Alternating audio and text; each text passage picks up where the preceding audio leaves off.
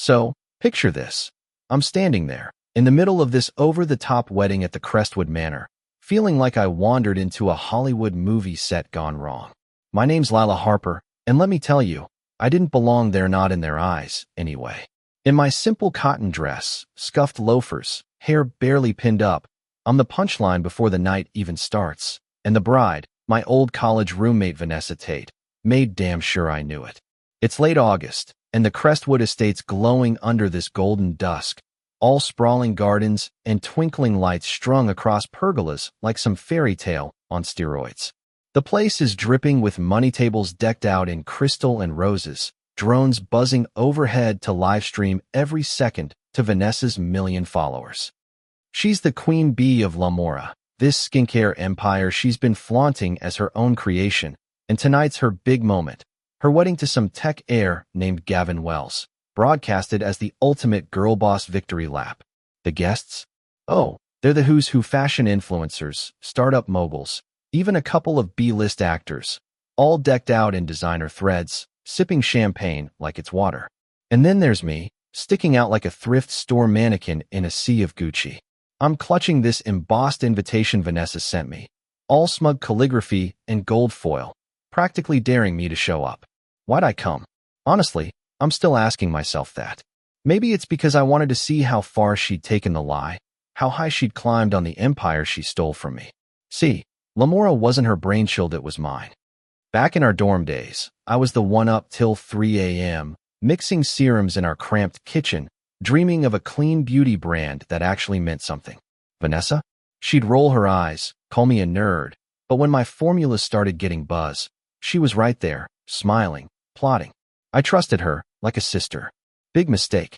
When I got sick after my son was born, barely able to get out of bed, she and her clique, her squad, swooped in, rewrote the story, and kicked me out of my own company. By the time I recovered, Lamora was hers, and I was just a footnote, erased. So there I am, stepping onto the terrace, my dress catching the breeze, feeling every pair of eyes sizing me up. A waitress in a glittery uniform stops me, her smile all fake politeness. Delivery staff use the back gate. Han, she says, pointing to a dirt path lined with catering trucks. I blink, keep my voice steady. I'm a guest. Lila Harper. I hold out the invitation, and she scans it, her brow furrowing like I've handed her a forged ID. Wait here, she mutters, talking into her headset, leaving me standing there as the whispers start. A woman in a ruby-red gown, diamonds dangling from her ears, leans toward her date. Is that Cotton? She says, loud enough for everyone nearby to hear. Her friend, some venture capitalist named Paige Ellison, snorts, her gold bangles clinking. What? Did she raid a farmer's market for that look? The crowd chuckles, phones already out, snapping pics of my vintage vibe. I take a deep breath, let it roll off me. I've been through worse hospital beds, betrayal, nights wondering if I'd ever claw my way back. This is just noise. But it gets louder. Vanessa sweeps in, her wedding dress sparkling like it's made of actual starlight, her blonde curls piled high, a diamond choker catching the light. She spots me, and her smile's all teeth, no warmth.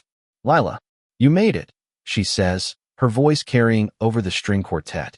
Don't worry, you're still welcome, even if you're not exactly Lamora material anymore. The crowd eats it up, their laughter sharp, phones flashing. She tilts her head, her pity so fake it's almost performance art. I mean, you've moved on, right? Got your simple life now. She waves a hand at my dress, and the giggles spread like wildfire. I don't bite. I just meet her eyes, steady, quiet, and it throws her off just for a second. She recovers, tossing her hair. Come on, everyone, let's be nice. Lila's an old friend. Let her enjoy the show. She struts off, her gown trailing, and the crowd still buzzing, tossing barbs. Paige leans over, smirking. Old friend? More like ancient history. The MC, this slick guy named Connor Reed, grabs the mic, his grin like a used car salesman's. All right, folks, let's get our guests seated. He booms, then spots me. Oh, we've got a special spot for our unique attendees. He points to a table by the kitchen, half hidden behind stacks of plates. Right there, miss. Perfect for you. The crowd roars, and I feel the heat of a drone's camera zooming in, broadcasting my every move to the internet. I sit, my hands steady on the invitation, ignoring the stares. A caterer shoves a tray of wine glasses at me. "Move it! They're waiting," he snaps, then blinks when I say, calm as ever, "I'm not staff." Another guy, some manager type, storms over, face red. "You're in the wrong spot," he barks, loud enough for everyone to turn. "Staff don't sit with guests. Move." He grabs my arm, yanks me up, and my chair scrapes the stone. Someone yells, "Send her to the kitchen." A woman in a feather dress tosses a napkin at my feet, laughing. "Start cleaning, sweetie." The drone's right there, catching it all, my dress now smudged with a wine stain from some accidental spill. Online, the comments are already vicious loser alert. Why is she even here? I sit back down, my back straight, the invitation still in my hand. The table's full of awkward plus ones, nobody meeting my eyes. Nearby, a group of influencers in neon dresses film themselves, one zooming in on my shoes. "She's giving garage sale energy," one says, her followers eating it up. Another, all glossy lips and fake lashes, adds, "Bet she's begging Vanessa for a job." I let it wash over me, my heart steady. I've faced worse than their cheap shots. But they keep coming. A guy in a silk suit, half drunk, leans over.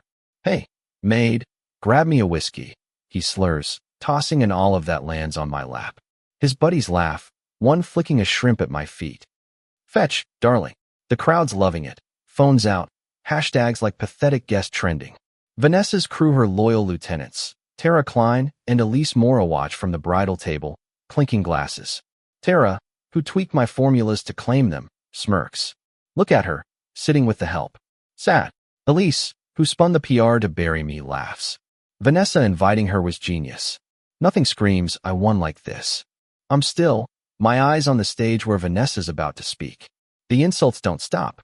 A woman in a silver gown, some influencer named Chloe Dean, leans over. "She's probably homeless now," she says, loud enough for my table to hear. Vanessa said she crashed and burned. A finance bro, Derek Voss, knocks his spoon toward me, letting it clatter. "Pick it up, Han," he calls, grinning. The drone catches the glint of the spoon, the stain on my dress, the crowd's glee. Connor's back at the mic, loving it. "Folks, let's hear it for our underdog story," he says, the spotlight blinding me. Miss Secondhand thinks she's a guest, but come on, she's here for the free food, right? A bread roll hits my shoulder. Someone yells, "Give her a doggy bag." The live stream's blowing up, total flop. Vanessa owns her. Then, a low rumble cuts through the air, like thunder rolling over the manor.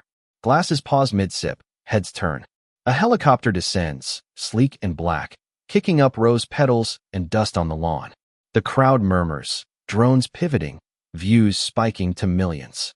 A man steps out tall, sharp in a tailored tux, his presence like a storm cloud. Nathan Cole, the billionaire who moves markets with a whisper, his dark hair swept back, eyes scanning the crowd like a hawk. He doesn't glance at Vanessa, doesn't acknowledge the spectacle. He crosses the terrace, straight for me. The crowd parts, their laughter dying. I stand, my stained dress catching the light, and take his hand steady, familiar. Vanessa's mic falters, her face paling under her veil. Connor's grin vanishes, his hands fumbling. Nathan turns to the crowd, his voice low, cutting. "Sorry to crash the party, but I've got news about La Mora, the company our bride's been bragging about." He pauses, letting it sink in. "It was acquired this morning, every share, every patent, every formula. And the new legal head." He looks at me, his eyes softening. "My wife, Lila Harper." Gasps ripple through the manor, phones dropping, live streams exploding. What? Lila's back? I step onto the stage, my loafers quiet on the stone, the wine stain like a badge. Vanessa stumbles, her gown catching, her diamonds dull next to my calm. I take the mic, my voice steady, like I'm talking to a friend. "Thanks, Vanessa, for keeping my brand warm these past years. I didn't come to ruin your day. I came to take back what you stole." The crowd's silent, their scorn flipped to shock. Gavin, Vanessa's fiancé, stands, his jaw tight.